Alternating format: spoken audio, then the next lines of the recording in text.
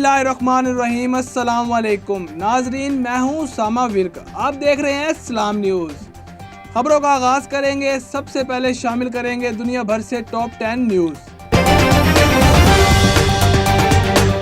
अमेरिकी सदर Joe Biden को तेजी से तरक्की करते हुए और दुनिया की बड़ी माशियत बनकर उभरने वाले मुल्क चीन का खौफ सताने लगा।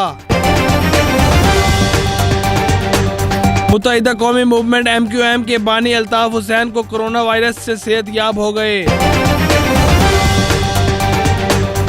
सुप्रीम कोर्ट के जज जस्टिस काजी फैज ईसा की अहलिया सरीना ईसा ने कौमी एहतसाब ब्यूरो से ब्रॉडशीट की तफसीलात मांग ली। भारत की जमात कांग्रेस के रहनुमा राहुल गांधी ने नरेंद्र मोदी को बुज़दिल इंसान करार देते हुए कहा, वजीर आजम में चीन को जवाब देने की हिम्मत नहीं। मुल्क भर में कोरोना वायरस से एक दिन में 33 अफराद जाँ भाग, जबकि 1000 से ज्यादा मुस्बत केसेस रिपोर्ट हुए।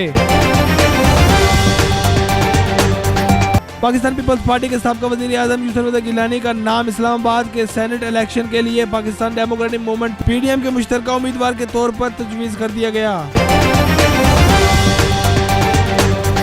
PCB ने 20 फरवरी से शुरू होने वाले PSL 2021 की टीमों की ट्रेनिंग और मीडिया कॉन्फ्रेंस का शेड्यूल तैयार कर लिया।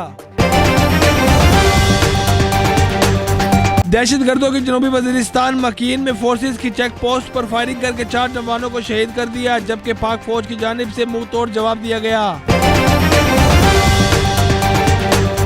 कराची के इलाका शराफी गोड में तेज रफ्तार गाड़ी की रेंजर मोबाइल ट्रैक के नतीजे में एक रेंजर एहलकार जाँ भाग, जबकि 2 एहलकार समेत 6 अफराद जख्मी हो गए।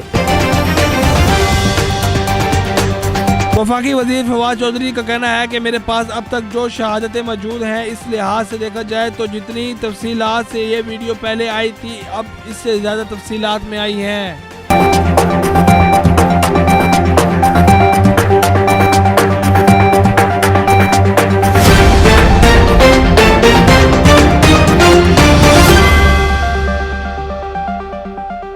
जी तो नाजरीन, ये थी दुनिया भर से 10 बड़ी खबरें। मजीद खबरों से बाखबर रहने के लिए हमारे साथ जुड़े रहें। मिलते हैं ताज़ा तरीन अपडेट के साथ।